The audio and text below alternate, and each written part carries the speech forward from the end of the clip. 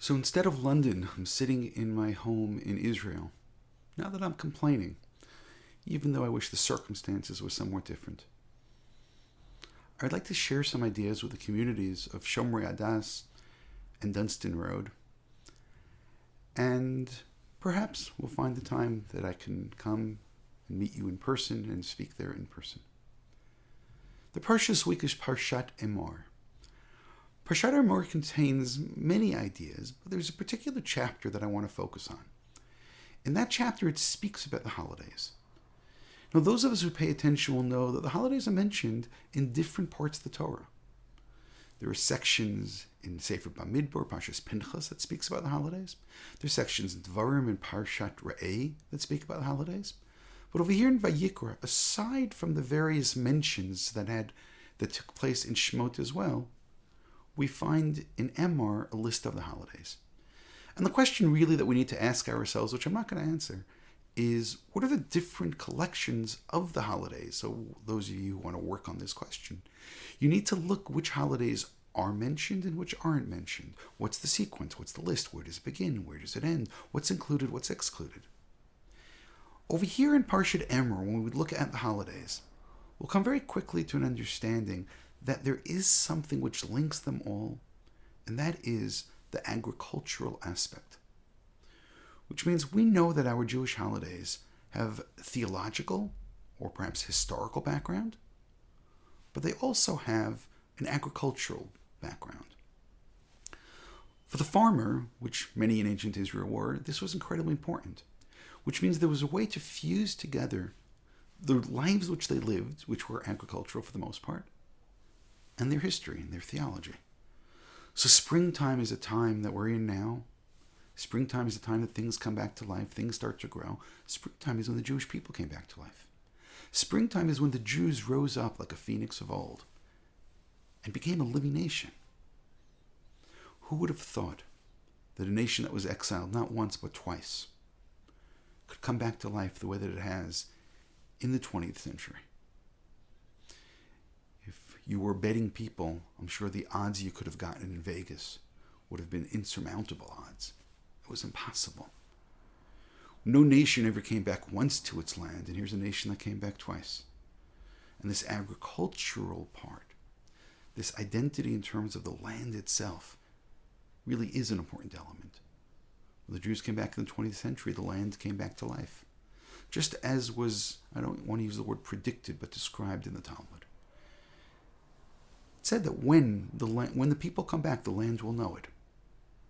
It's almost like a mother and a child. If we look towards the very end of the book of Vayikra, we'll understand why there's this emphasis now on the holidays in terms of agriculture. Next week, we're going to move to Bahar B'chukotai, which speaks again of the land in terms of the laws of Shemitah and Yovel, sabbatical year, but then moving towards B'chukotai with a terrible curse. If we don't deserve to live in the land will not allow us to be there. That this is a holy land, and therefore there are conditions. But I want to move back to Parshat Emor. You know, if I were to ask the average observant Jew, why is it that we count the days between Pesach and Shavuot, Passover, and the holiday of the Pentecost, I guess you can call it, counting 7 weeks? So I think most people would say that we count the time between leaving Egypt and arriving at Mount Sinai, which is a very nice answer, and I want to be a little careful, may even be true on a certain level. But you noticed I said on a certain level. You look in Parshat Emor, it tells you exactly what it is. It says nothing about leaving Egypt. Actually, it says the opposite. When you arrive in the land of Israel, ki tavo el haaretz, when you arrive in the land of Israel, then you are going to have something called the Omer, and this is again all agricultural. It's going to be the first things which grow, and you're going to bring an offering, and you count the days to the holiday of Shavuot, where the Torah, at least over here, and actually in no place, tells us or reveals to us that happens to be the day of the giving of the Torah, Mount Sinai. If you do the math, it's fairly simple that it has to be around that day. But it's interesting. The Omer and the holiday of Shavuot, which is linked with Pesach, are all on its agricultural identity. Yes, there have been some early commentators who have suggested that if we were asked to do this when we enter the land of Israel, then either we can say perhaps, or maybe stronger than perhaps, the Jews must have done the same thing when they left Egypt as they were making their way towards Mount Sinai. But again, that's not the true identity. The true identity is something which is the land of Israel based, and the Omer is something agricultural, which was meaningful for the farmers who lived in the land. But I think this can really help us understand a dual aspect of what leaving Egypt was all about. When Moshe was by the burning bush, God tells him, I've heard the pain, I've heard the suffering, I've heard the cries, and I'm going to keep the vow that I made to the ancestors, to Avram, Yitzchak, and Yaakov, and I'm going to bring them out. I'm going to bring to the land that flows with milk and honey. In fact, that's the first time that that description is used. The land that flows with milk and honey. Eretz zavat chalav udvash. And then there's a little bit more of a dialogue, and we know that Moshe questions the propriety of him being the one who was chosen to take the Jews out, and he questions God on this. Will they really listen to me, and so on? And God says, I'll give you a sign. That when you take them out, you're going to come and serve God on this mountain. And you have to stop right there and maybe pay attention to geography. If the Jews were supposed to leave Egypt and go to the land of Israel, there was a shorter way to go. Actually, the way that we're told in Parshat B'Shalach that they didn't go. You go up the coast, and you could be in Israel fairly quickly. Instead, Moshe took them towards the desert, which, if you think about it, in the desert there's less supplies, unless, of course, that's particularly what the idea is. You know, it's interesting that what did they eat in the desert? We know they had man which fell from heaven, bread from God. It's interesting because the earlier usage of the word omer is in the context of the man which fell. That was the amount of man that fell. Which means that maybe this time between leaving Egypt and going to Sinai, where there is an omer and a different kind of omer, bread from heaven, maybe that was quite meaningful in terms of the omer which was brought in the offering on the day after Passover. But think about the two destinations. In a certain sense, you can say they're contradictory. One is the land of Israel, the other is Mount Sinai. Now, all of us know that Mount Sinai was ultimately not the final destination. It was a place that we were going to stop on the way and serve God. And we all understand that Jewish history would be quite different if we never made that stop, if we never received the Ten Commandments, if we never received the Torah. I mean, what kind of life would we have had? And I'll use a term for lack of a better term. If we would have gone straight to the land of Israel, perhaps we would have been secular Zionists. Maybe very decent secular Zionists, because we would have had wonderful ancestors, wonderful grandparents, great-grandparents like Avram and Yitzchak and Yaakov, Sarah, Rivka, Rachel, and Leah. We would have had wonderful ancestors who would have taught us decency and values, but it still wouldn't have been the same. Which means the belief of religious Zionism actually encapsulates those two destinations. And we never forget about either of those destinations. One destination when we leave Egypt is to make an important stop at Sinai. That's a destination even if it's temporary, because what we'll receive at Sinai will be permanent. On the other hand, the other destination for the Jewish people always is the land of Israel. And even when we're not there yet, we face it at least 3 times a day and we pray. And maybe another couple times we face it and we think, and we contemplate, and we wish and we dream. But those are our two destinations. Standing at the burning bush, we learn about those two destinations. The holiday of Shavuot actually has both of these elements. The holiday of Shavuot, on the one hand, represents standing at Sinai, receiving the Torah, serving God at Sinai. On the other hand, the holiday of Shavuot, as we saw, is this holiday of Bikurim, is this agricultural holiday.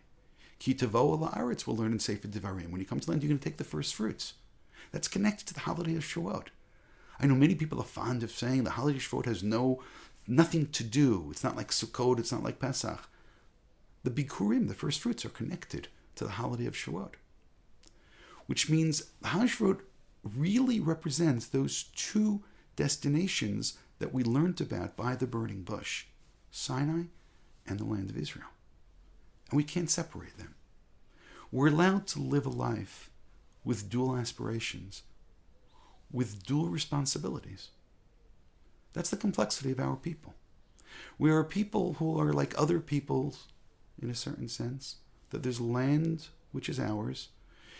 We're unlike other people because we lost it so long ago and we never forgot it. But we're a people unlike other people because of our belief, because of that Torah which is within our hearts.